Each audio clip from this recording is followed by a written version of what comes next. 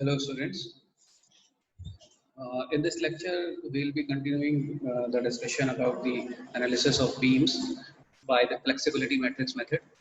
We'll discuss some of the examples related to the analysis of indeterminate beam using the flexibility matrix method. In the previous lecture, we have seen an example of a continuous beam in which we have analyzed and we have calculated the final forces. Also, we have drawn the bending moment diagram for the same. In this lecture, uh, we'll consider this beam. It is a continuous beam having four supports. Uh, First support is at A is hinge. Second support at B is roller. Third support at C is a roller support. Also, the fourth support at D is the roller support. Here in this example, we are concerned to calculate all the forces, final forces in this system. That means we have to do the analysis of this continuous beam, and the matrix method which we use in the analysis of this particular beam is called the flexibility matrix method. And this beam, the flexural rigidity, that is EI, is constant throughout. That means it is same in the position AB, BC, and CD. So in the portion AB, a UDL is applied of intensity 20 kilonewton per meter.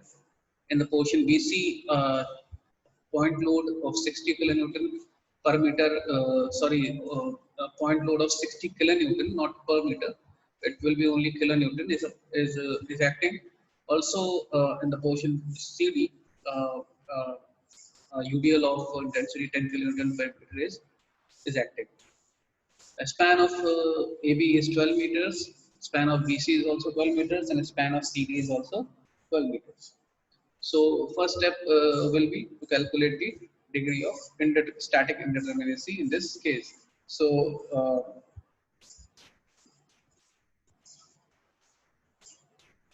degree of static indeterminacy in this case will be like this. C. In this case, this is a hinge support, this is a roller, this is also a roller support, and this is also a roller support. So total number of internal reaction in this case will be 2. This is 1, 1, 1, that is 5. Number of equilibrium condition will be 3. 5 minus 3, that is equals to 2. The degree of static indeterminacy for this particular beam will be 2. So at least two coordinates we have to select in order to analyze this beam. So coordinate number 1, we have selected the point B, and coordinate number 2, we have selected the point C. So next step will be to remove all the redundants and make the structure release structure. This is a release structure. It will be like this: AB simply supported beam, BC also simply supported beam, and CD also a simply supported beam. So next step will be to draw the BMD of this, and later we'll convert it to M upon EI diagram. So due to this load UDL, the variation of bending moment will be parabolic shape. Due to this point load, it will be a triangular shape, and due to this UDL, again it will be a parabolic shape. We'll see here. It is a parabolic, it is a triangular, and it is also a parabolic. But the intensity will differ because in this case AB, the intensity of the load is 20 kilonewton per meter, whereas in the case of CD, the intensity of load is 10 kilonewton per meter. So this is the calculation. That is 20 was the intensity of load, W multiplied by L. L was the span, that is 12 meters. WL square divided by 8. This comes to be 360 kilonewton per meter. 360 kilonewton meter. And this 360 upon EI, this will give us the M upon EI diagram. So this is how the M upon EI diagram looks like for the particular case. Now again, for this case, the maximum coordinate load will be WL by 12. So it will be 60 multiplied by 4, multiplied by 8 divided by 12. So it is 160 kilonewton meter. Again, for the portion CD, it will be WL square by 8. So it comes out to be 180 kilonewton meter. It is a simple bending moment calculation. So we have just converted it to M upon EI diagram because it will be a BS2 for the conjugate beam. Because this was the normal beam, and we know that in case of when we make the conjugate beam of this real beam, it will be same because the supports are hinge and roller, they remains the same. So now first next step will be to calculate the displacement loads displacement due to the acting load. So in the coordinate direction 1, that's this displacement due to the acting load will be delta 1L, and in the coordinate direction 2, the displacement due to acting load will be delta 2L. So delta 1L will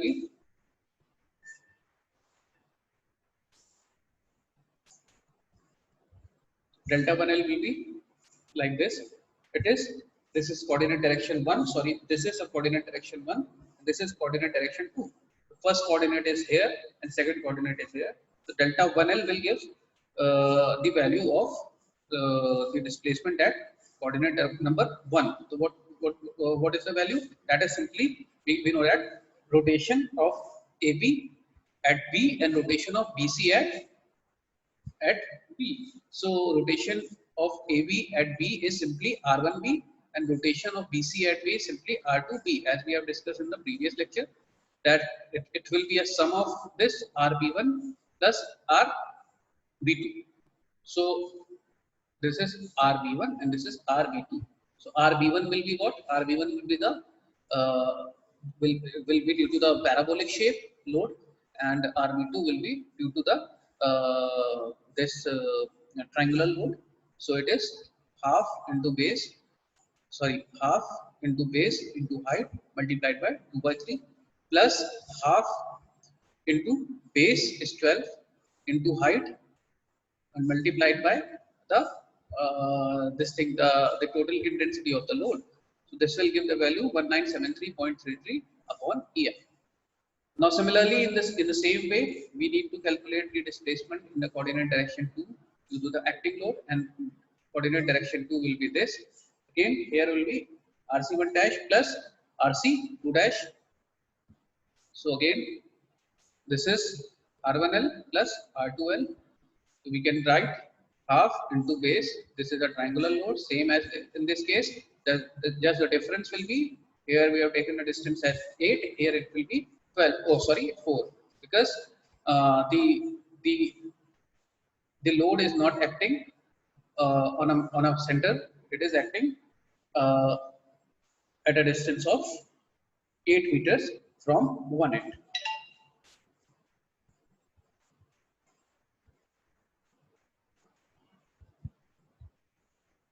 So it will be calculated by solving this equation, and the value comes to be 1146.67 upon EI. So the next step will be to calculate the displacement due to the unit load. So first of all, we'll apply a unit load in the coordinate direction 1 and 2, and we'll see the rotation components. So there is the first rotation component, that is the first displacement component will be del11 when we have applied a unit rotation or a unit load in a coordinate direction 1. So the M upon EI diagram for this will be same. Here it will give no effect, so the intensity will be 0. But in this case it will be like this, and it is a triangular load. So del11 will be when unit load is applied at coordinate direction 1, and the impact is also seen in the coordinate direction 1 itself. So it will be RB1 plus RB2, because the shear at this point will be RB1 and the shear at this point will be RB2. RB1 can be easily calculated to be 2 by 3 of half. Half is because the whole load is distributed into it's distributed to this end, also this end. So this is a simple equation, and the equation turns out to be to give the value of 8 upon EI. Similarly, This del to 1 represents that the unit load is still applied in coordinate direction 1, but its impact is seen on coordinate direction 2. So here we are talking about this point. So it will be simply 1 upon 3 of 1 upon 2 into 12 into 1 upon EI. This will give the value 2 upon EI. Now, after this, what we'll do, we'll apply a unit in both the cases. We have applied a unit load in coordinate direction 1 because the J value is 1, but the I value changes from 1 to 2. Now what we'll do, now we'll apply unit load in the coordinate direction 2. So in this way, we have applied a unit load in coordinate direction 2, and its M upon EI diagram again will be like this. Again, when it is applied in this case, over here at this coordinate, this beam will be unaffected. So again, del 1 2 will give the value of the displacement component when the load is applied at the coordinate direction 2, and its response is seen in the coordinate direction 1. So we are concerned at this point. So it will be simply reaction RB dash in conjugate beam, and the reaction RB dash can be easily calculated using the equilibrium condition, and the value comes to be 1 upon 3 multiplied by 1 upon 2 multiplied by 12 multiplied by 1 upon EI, that is 2 upon EI.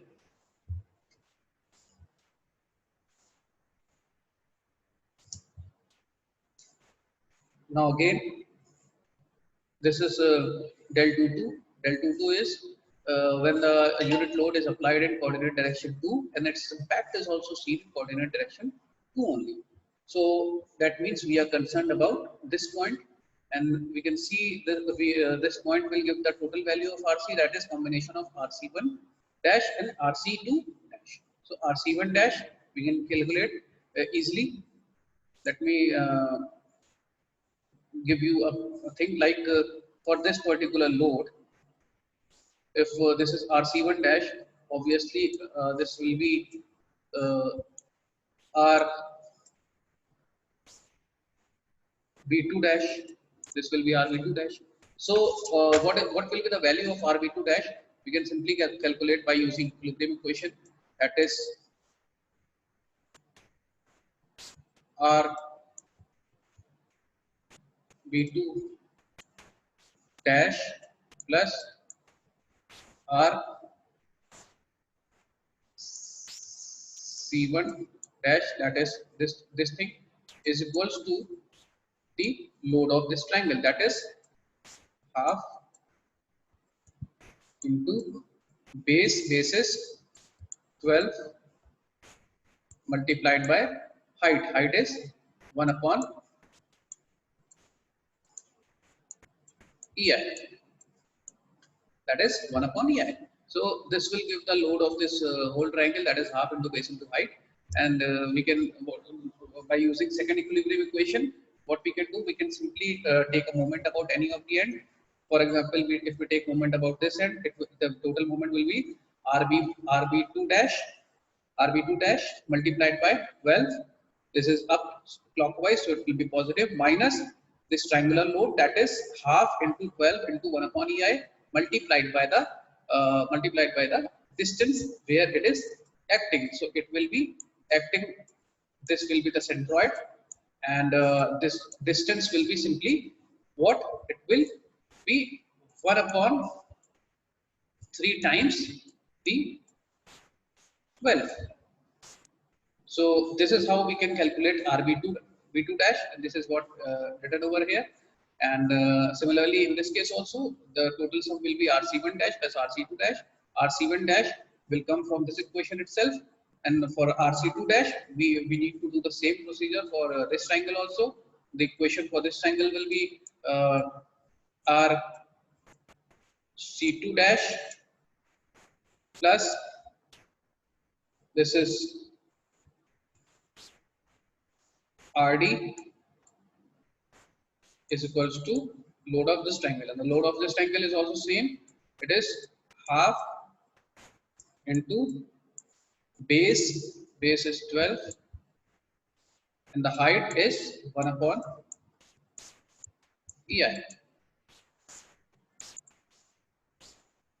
So this is how we can calculate the value of RC2 dash, and will and the total del 22 at this point will be the combination of RC1 dash and RC2 dash. So this will come can be calculated to be 8 upon EI. So this is how we can calculate the value of RC1 dash and RC2 dash, and we can easily calculate the value of del 12 and del 22. So it is a very simple thing. Just we need to understand the concept of this thing in order to apply and solve, analyze the whole system. Uh, so the next step will be we need to form the matrix. This is a matrix, that is delta. Matrix delta is a combination of all these things. Matrix delta is combination of set of matrix del 11, matrix del 12, that is del 21 and del 22. This is a complete matrix, and this matrix is the nothing but the matrix del, that is of flexibility. So the value of del 11 we have already calculated. The value of del 11 we have calculated over here. It is 8 upon EI. Value of del 21 it is 2 upon EI. Value of del 12 it is 2 upon EI, and the value of del 22 is 8 upon EI. See, we have substituted the value of del 11 over here. We have substituted the value of del 12 over here. Again del 21 and del 22. On solving this matrix, we'll get the value of the whole and we put the same value in the compatibility equation. In this case here 1 upon EI has been taken out, so the net and the inside portion will consist of 8, 8, 2 and 2. This we can easily see this is a diagonal matrix. So in this case we have not specified any kind of yielding of support. So the value of del 1 and del 2 will be 0. Total del matrix will be 0. This we have put this value. We already know compatibility equation. We have substituted the values in the compatibility equation. We have studied in the previous lecture, and this is how we can calculate the value of F1 and F2. F1 is the force, and remember F1 is, again I'm telling you, F1 is a force in the coordinate direction 1. This F1 is a force in the coordinate direction 1, and F2 is force in the coordinate direction 2. So F1 and F2 will come out to be like this. This will go this side, and it will be inverse of this matrix. Inverse of this matrix can be calculated like this. This is 1 upon this multiplication of this diagonal terms. This is 8 multiplied 8 is 64, minus 2 multiplied by 2 is 4. Inside portion, what the diagonal portion will be, will change its sign. This is 8, this is 8, this is minus 2, and this is minus 2. This portion will be as it is. Again, on solving this, we will get the final terms. That is F1 is equals to minus 224.89, and F2 is equals to 87.11. So these are the final forces that we have calculated for this case. F1 is a final force that we need to concern in the coordinate direction 1, and F2 is a final force that we need to calculate in the coordinate direction 2. Similarly, this is the final diagram. This is what we have. This is how we have applied the unit load. But the difference what we have applied the unit load. You can see over here in the first figure. This coordinate selected. We have selected this unit load in this direction, but the value comes out to be negative. That simply represents that we have to change its direction. So it will now act like this. It will act like this, upward. And here also the value is negative. See, value of F1 and F2 both is negative. So we have to change its direction. So its direction will be like this. The value of F1 was 224, and the value of 0.89, and the value of F2 was 87.11. So here 224.89 and 87.11.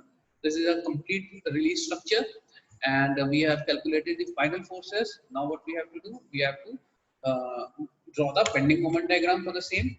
Now the bending moment diagram for the present loading will be like this parabola, because of and the UDL, this triangle because of the concentrated load, and again this UDL, this parabola because of the UDL loading. Now this is 2 to 4.89 due to coordinate load, and this is 87.11.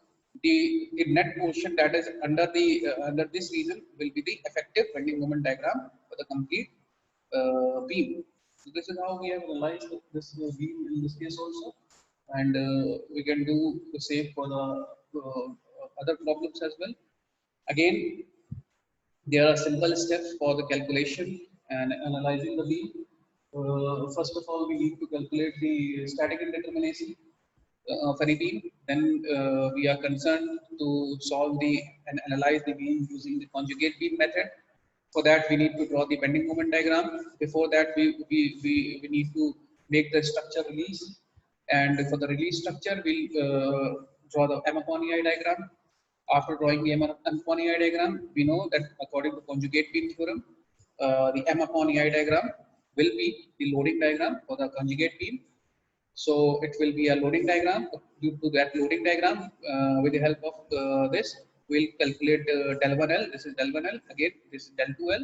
This is a displacement due to load in coordinate direction 1, and this is displacement due to load in coordinate direction 2.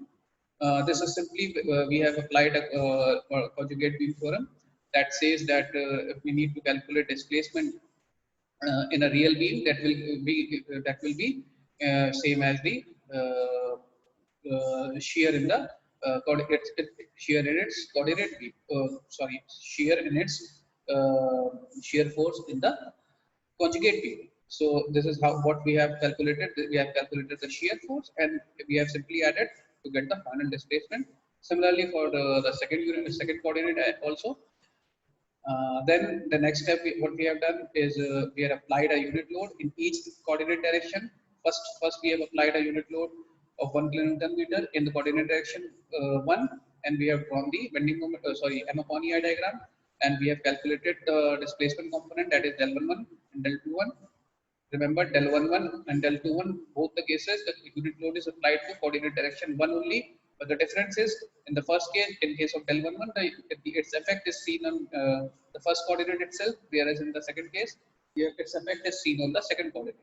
Then we have applied a unit load in the second coordinate direction, and again we have calculated del 12 and del 22, and this will complete our flexibility matrix, and we can simply substitute the values in this del matrix, and we'll put all these values in the compatibility equation, and we'll get the final forces. After getting the final forces, we'll check whether the sign is positive or negative.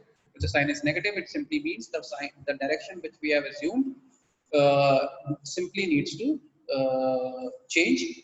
But if the sign is positive, it means the direction will be same as we have taken.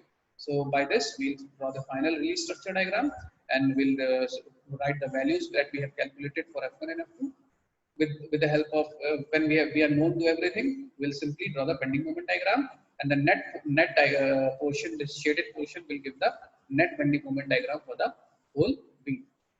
This is how we can see this analysis, and I hope this would have given you a clear idea about the approach of doing the questions in the flexibility matrix method. So in the next upcoming lectures, we'll discussing some more cases.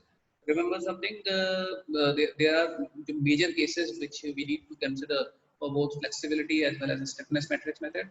The first is for a beam. There are many beams, like we'll be dealing with continuous beam, we'll be dealing with the cantilever beams. Then the second case, for this same case, we'll be analyzing using the flexibility as well as the stiffness matrix method.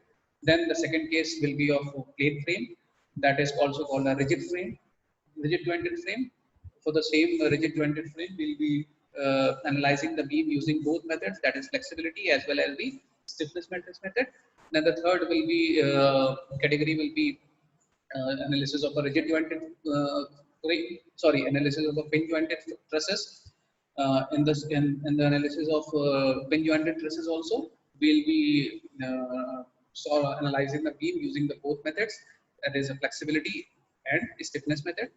So in this particular module, we'll be discussing about all these cases, and we'll simply by the end of this module we'll be able to understand the concept and the method and the right approach of selecting any case and analyzing by using either of these two methods. Okay, class, till then, thank you. We'll discuss more cases in the upcoming lectures. Thank you, class.